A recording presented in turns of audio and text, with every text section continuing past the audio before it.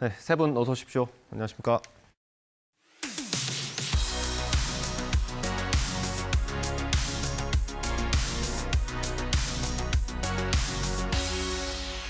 네, 시청자 비평 리뷰와 시작하겠습니다. 먼저 조수진 평가원이 가져오신 오늘의 주제부터 들어보겠습니다. 올해 벚꽃이 피는 시기가 예년에 비해 앞당겨진 만큼 이상 고온 현상을 보이다가 갑자기 기온이 내려가면서 추워졌죠. 최근 이런 이상 기온 현상이 계속되고 있습니다. 날씨는 우리 일상과 밀접한 관계가 있기 때문에 기상보도의 관심도는 점점 더 높아지고 있습니다. 특히 기상이변으로 인한 재난, 재해 등의 위험 이슈에 대해서는 언론의 역할이 더 중요한데요. YTN의 기상이변 보도 어땠을까요? 오늘 시청자 비평 리뷰 Y에서 살펴봅니다.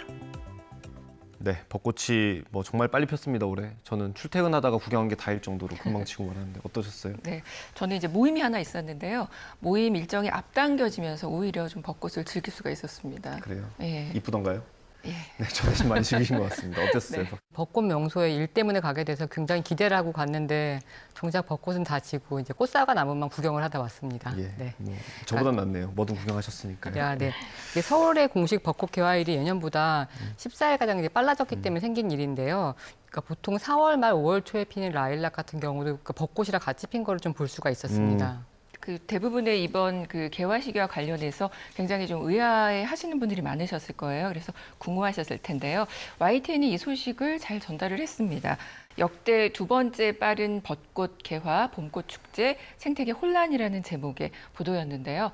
이른 개화 문제점에 대해서 구체적으로 짚어서 이해가 쉬웠습니다. 그리고 이제 그래픽으로 한눈에 볼 수 있도록 했고요. 관련해서 우려되는 부분들도 3명의 전문가 인터뷰를 넣어서 다각도로 전했습니다. 기상청 예보 분석관 또 지자체 문제를 다루면서는 윤중로 벚꽃축제 관계자가 나왔고요. 생태계 문제를 다루면서는 산림과학원 박사를 연결해서 신뢰감을 줬습니다. 네. 이 기사는 생태계 변화 차원에서 이른 개화를 다루고 있는데요. 보통 꽃이 개나리, 진달래, 벚꽃 순으로 이제 피게 되는데 이게 3월 이상 고온으로서 이제 꽃이 빨리 피고 또 우리가 한꺼번에 폈다는 것을 알 수 있었는데 이것들이 굉장히 생태계에 큰 영향을 미친다는 것을 전하고 있습니다. 기상청에서 최근 100년 동안 어떤 개화 시기를 분석을 했는데요. 그 결과를 보면 개화 시기가 짧게는 2주, 길게는 한 달가량 빨라졌다는 걸 확인할 수 있었습니다. 당연히 단풍도 빨리 들게 되는데요. 이 모든 것이 어떤 한반도의 기온이 1에서 1.5도 상승했기 때문에 벌어진 일로 어떤 날씨와 관련된 현상을 볼 때 일회적으로 볼 게 아니라 장기적으로 좀 꾸준히 살피고 보도하는 것이 필요할 것 같습니다. 저는 이제 이 해당 기사를 보면서 그 마지막에 국민의 건강 악영향에 대해서 언급한 부분이 나오거든요. 근데 이제 세부 내용이 없어서 조금 아쉬웠습니다. 그래서 이 부분도 건강과 관련된 것만큼 좀 후속 보도 다뤄주시기 바랍니다. 예, 아마도 이 보도에서 언급된 것 일본 뇌염주의보일 것 같습니다. 이거를 관련해서 다룰 수 있는 기사가 있으면 좋을 것 같고요. 말씀하신 대로 벚꽃이 빨리 폈습니다. 빨리 핀다는 건 그만큼 봄이 빨리 온다는 뜻이기도 하지만 또 여름이 빨리 온다는 거, 그 기후 위기, 기후 변화 이런 거랑 또 관련이 돼 있는데 최근에 이 관련된 보고서가 좀 발표되지 않았습니까? 네. YTN 보도 어땠는지. 네, 지난 3월 30일 보도인데요. 지난해 중부 폭우, 남부 가뭄, 한반도 이미 기후 위기 진입이라는 제목의 보도입니다. 해당 보도는 기후 위기 보고서에서 말씀하신 대로 그 발표에 따라서 한반도가 기후 위기 시대에 진입했다라는 시사점을 세부적으로 전하고 있는데요. 영상 내에서 보면 2022년 보고서를 바탕으로 인명 피해 또 재산 피해 등을 시각적으로 잘 전달을 해서 기후 위기에 대한 심각성을 느낄 수 있는 그런 영상이었습니다. 같은 날 2022년의 중부 폭우, 남부 가뭄, 기후 위기 진입의 신호라는 제목의 보도인데요. 작년에 정말 우리나라 날씨가 굉장히 이상했었어요. 네. 근데 김민경 기상재난 전문 기자가 아주 자세히 과학적으로 분석해줘서 유익했습니다. 그리고 이번 기상 이변 보도를 살펴보면서 발견한 부분인데 YTN의 기상재난 환경 전문 기자 수가 예전에 방송할 때보다 좀 늘어났구나라는 생각이 들었거든요. 어떻습니까? 예, 최근에 충원됐습니다. 최근에 그 김민경 기자가 충원이 됐고요. 네. 저희도 이 기상 이변, 뭐 재난이 있을 때마다 정말 자세히 설명을 해줘서 사실 기상청을 연결을 하더라도 이해하기 어려운 부분들이 많은데 그런 걸 많이 좀 잘 설명을 해주고 있어서 저희도 이해하기 쉽고요. 좋습니다. 네. 아마 이제 YTN 내용을 보면 기상 재난 전문 기자라고 이제 표현을 하긴 하시더라고요. 근데 이게 환경이라는 큰 범주 안에 들어가 있기 때문에 제가 이후로는 말씀드릴 때 기상 재난 환경 전문 기자라고 칭하겠습니다. 이것과 관련한 내용으로 한 연구가 있는데요. 그 연구에 따르면 환경 관련 전문 기자 유무에 따라서 환경 관련 보도의 방향이 크게 달라진다라고 합니다. 환경 전문 기자가 있는 경우, 없는 경우보다 위험 프레임을 더 많이 사용한다라고 합니다. 그러니까 이제 그 환경 전문 기자가 있는 경우에는 단순한 피해 상황보다 앞으로의 그 위험 상황에 초점을 맞춘다라는 건데요. 반대로 생각하면 환경 전문 기자가 없는 경우에는 단순 피해 상황에만 집중한다라는 연구 결과가 있습니다. 이렇게 환경 전문 기자가 있고 또 없고에 따라서 보도 방향이 확연하게 차이가 난다는 건데요. 이런 점에서 이제 방송사 내 위험 이슈를 다루는데 인적 구성 또 시스템 운영이 상당히 중요합니다. 그런 의미에서 YTN은 기상 특보 상황에서 취재를 어떤 시스템으로 운영하고 있는지 참 궁금해지더라고요. 그래서 설명을 좀 해주시면 도움이 되겠습니다. 네, 시장님. 네, 그 위험 프레임 얘기에 대해서 제가 이제 보도국 문화부에 이 질문을 해봤습니다. 그랬더니 뭐 교수님과 비슷한 그런 답변을 했습니다. 아무래도 예측을 하게 되고 또 그리고 이제 재난이 가져올 위험을 미리 얘기를 해주다 보니까 그렇게 된 것 같다 이런 의견을 줬고요.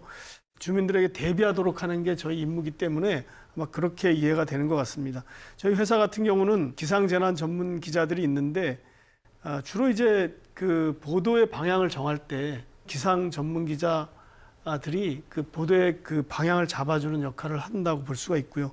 특히 뭐 봄철에는 더 그렇습니다. 풍속이나 습도 이런 거를 따져서 산불 발생 여부를 미리 이제 예보를 하고 그다음에 이제 산불이 났을 때도 이제 풍속이나 풍향 같은 걸 기준으로 이제 어떻게 전개될 것인지를 예측할 수 있게 해주고 저희 같은 경우는 이제 24시간 뉴스 전문 방송이니까 기상 전문 기자뿐만 아니라 이제 기상 캐스터들이 많습니다. 그래서 항상 뭐 산불이나 태풍 또는 황사 이런 것들이 이제 기상 재해라고 볼 수 있는데 24시간 사실 대응 체제를 가지고 있다 이렇게 이해하면 될 것 같습니다. 예.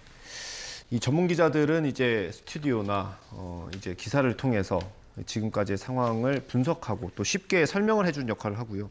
조금 더 필요한 게 어쨌든 전문가들의 원인 분석 같은 거 아니겠습니까? 어떻습니까? 네.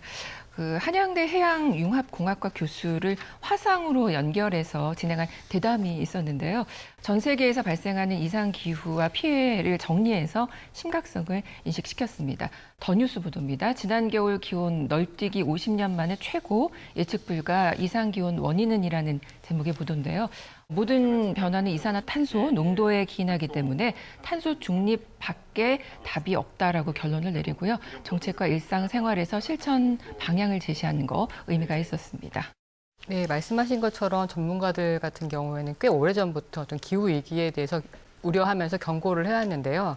대부분 시민들 같은 경우는 기후 위기라고 하면 되게 멀게 느끼는 게 사실인 것 같습니다. 하지만 이제 정말 우리가 이제 매일매일 겪는 문제가 된 것 같은데요. 그러니까 얼마 전 강릉 산불이나 매주 보도되는 산불 보도 그리고 봄꽃에 이른 개화라든지 그리고 지난해 19명이 희생된 중부지방 집중호우 그리고 따뜻했던 겨울 그러니까 이것들이 모두 기후위기의 징후인데요. 예상욱 교수와의 인터뷰는 이제 어떤 비정상적인 날씨나 어떤 자연재난을 또 기후위기라는 키워드를 통해서 설명을 과학적으로 되게 알기 쉽게 설명해줘서 큰 도움이 됐습니다. 그러니까 우리가 보통 따뜻한 날의 어떤 일기예보를 얘기를 할 때는 뭐 열대지방에서 뭐 따뜻한 바람이 들어와서 따뜻해졌다라고 설명을 하는데 사실은 이건 현상이지 어떤 그 자체의 어떤 근본적인 원인에 대한 것들은 아닌데 교수의 인터뷰에서는 어떤 근본적인 원인에 대해서 좀 설명을 하고 있습니다.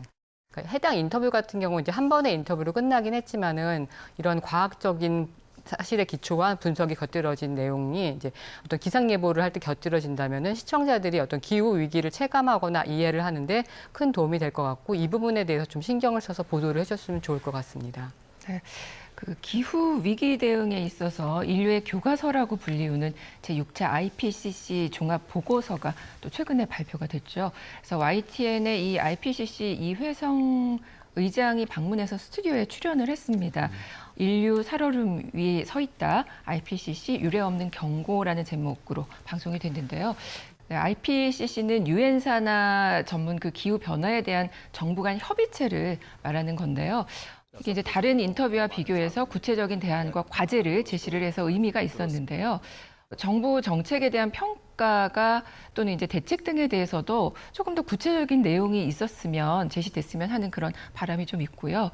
또 이 이회성 의장은 기후위기 이슈에 가장 적합한 인물이잖아요. 네. 그래서 전문성과 신뢰성을 담보하고 있기 때문에 언론과 대중도 발언에 주목할 수밖에 없는데 이게 좀 시간 배분이 너무 짧았던 것 같아요. 그래서 폭넓은 견해를 듣지 못해서 좀 아쉬움을 남겼고 무게감 있는 인물을 섭외한 가치를 충분히 살리지 못해서 좀 아쉬웠습니다. 이후에 좀 더 자세한 이야기를 들을 수 있는 시간이 마련되기를 바랍니다.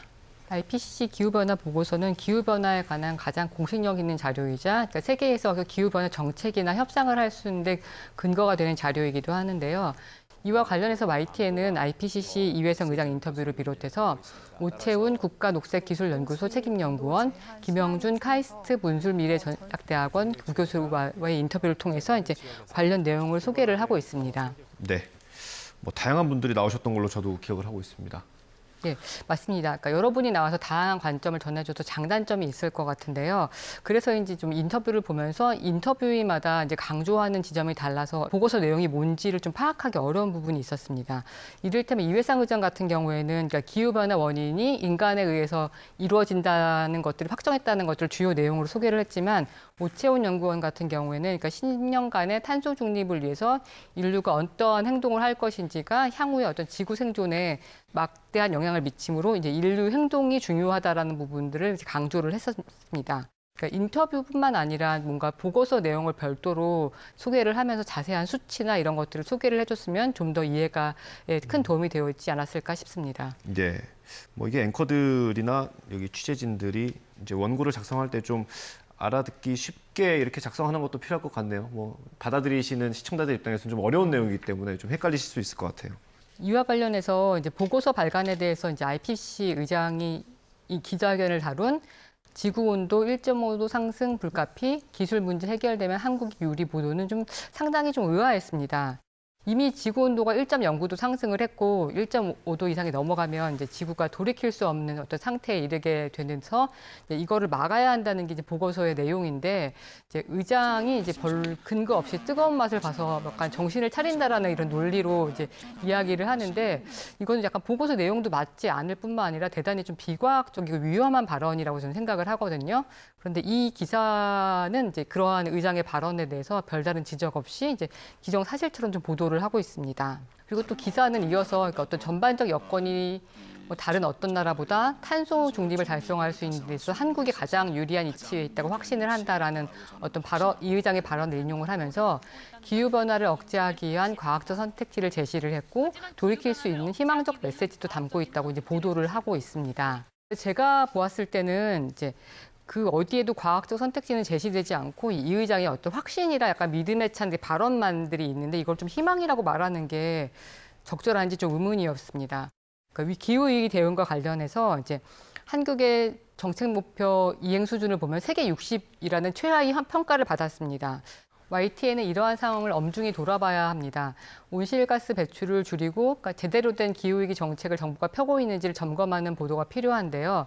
이 상황에서 어떤 한국의 단편적인 유불리를 언급하는 보도는 다소 적절하지 않았다고 봅니다. 예. 뭐 기상 재난 이쪽에서는 조금 칭찬이 있었던 것 같고요. 환경 분야에서 많이 혼을 났습니다. 어떤 첨언해 주시겠습니까? 사실 이제 듣고 보면 이게 언론사에서 자연재해 그리고 기후 문제에 대해서 인식 전환이 제일 필요한 것 같습니다. 그래서 더 많은 사람과 더 많은 시간을 배치하는 게 필요하다고 보는데 사실 이제 발생했을 때는 그것이 뉴스가 되니까 언론사들이 그걸 기사로 많이 다루는데 대책의 면에 가면 이 이야기는 굉장히 또 어떻게 보면은 집중도가 좀 떨어지는 뉴스거든요. 그러다 보니까 또 다루지 못하고 그러는 경우가 있는데 그 부분에 더 노력을 해야 될 것 같습니다. 그러니까 대책이라든지 탄소 감축 이런 문제를 어떻게 잘할 거냐라는 것을 강조하는 부분에 힘을 줘야 되는데 최근에 제가 이제 본 기사 중에 이런 기사가 있었습니다. 오늘 하루에서 2,400억 원이 떨어진다. 산불이 많이 나는 시기에 비가 오면 2,400억 원을 번다는 뜻이고요. 또 어떤 비유가 있었냐면은 0.5도, 1도 이렇게 내려가고 올라가는 거에 대해서 사람들이 둔감한데 내가 만약에 체온이 1도가 올라간다면 어떻게 되는가를 생각해 보라. 뭐 그런 얘기도 기억이 납니다. 그러니까 이런 문제들을 그냥 정책의 문제로 다루지 않고 실생활의 문제로 다루는 것, 그런 자세가 필요하다 이렇게 생각이 되고요. 뭐 그거를 다른 말씀으로 드리면 우리가 많이 소비하는 정치 뉴스, 그다음에 돈 버는 경제 뉴스나 뭐 사건 사고 같은 사회 뉴스보다 이 기후 변화 문제에 관한 뉴스가 좀 더 비중 있게 다뤄지도록 위치를 좀 바꿔야 되겠다 이런 생각을 합니다. 그다음에 이제 뭐 이거는 당연한 건데 뭐 예보를 잘하고 예보 방송, 그다음에 발생했을 때 경보를 빨리 하고 정확하게 하는 거, 그다음에 뭐 기상청이나 소방청이나 산림청과 협력 관계를 유기적으로 하는 거, 그리고 이제 방송사 자체적으로는 그 기관들이 놓치고 있는 것을 찾아내기 위해서 제보 시스템을 정확히 갖춰서 어느 산골에서 일어난 것도 어느 지방의 작은 마을에서 일어난 자연재해도 저희가 찾아서 보도할 수 있는 시스템을 갖추는 거, 이런 것들을 저희가 해야 될 것 같다 이런 생각을 하게 됐습니다. 뭐 어떤 기사든 피부에 와닿게 만드는 게 중요한 것 같아요. 그래서 이 환경 문제도 사실 저희가 많이 놓치기 쉬운데 그런 부분을 많이 고민해야 될 것 같습니다. 오늘 리뷰와의 내용 정리 한번 해보겠습니다. 이것만은 꼭 시간입니다. 평가원님부터 한 줄 요약 들어보겠습니다. 기상 이변 보도, 정보 사용자인 수용자들에 대해 더 연구해야 할 때. 위험 커뮤니케이션을 방해하는 요인을 살펴보면은요, 시청자들이 집중 호우 등 기상 이변으로 나타나는 현상의 그 개인적인 경험이 있잖아요. 그 경험을 바탕으로 위험에 대해서 주관적인 인식을 하기 때문에 위험 예보와 또 위험 인지 사이에 간극이 벌어지는 문제가 발생하는 것으로 연구 결과 나타납니다. 그래서 기상특보가 가지는 경고가 수용자들에게 어떻게 받아들여지고 있는지 이해하고 또 이것이 제대로 위험 알림의 기능을 수행할 수 있도록 수용자들에 대해서 더 연구해야 할 때입니다. 그렇게 된다면 보도 내용과 또 사용하는 용어도 달라지게 될 겁니다. 네, 다음 박사님 한 줄 평 들어보겠습니다. 인류 생존이 달린 기후위기 문제, 종합적인 분석 보도가 필요할 때 모두의 문제는 아무의 문제라도 아니라는 말이 있지 않습니까? 세계 8위의 이산화탄소 배출국이자 기후위기 대응에서 최하위 평가를 받는 한국 상황을 볼 때 기후위기 문제는 아무의 문제도 아닐 것처럼 될 가능성이 대단히 높아 보입니다. 이럴 때일수록 기후불평등의 문제를 인식하면서 기후위기 문제에 대해서 진지하고 종합적인 보도를 하는 것들이 필요해 보입니다. 네, 알겠습니다. 오늘 리뷰와의 순서 여기서 마치도록 하겠습니다. 세 분 오늘 말씀 잘 들었습니다. 감사합니다.